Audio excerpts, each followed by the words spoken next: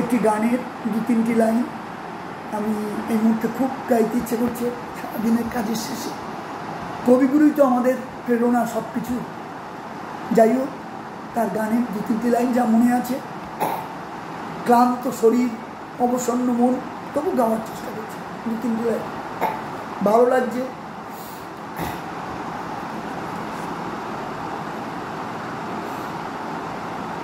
তুমি কেমন করে গান করো হে গুণী, আমি অবাক হয়ে শুনি, কেবল শুনি।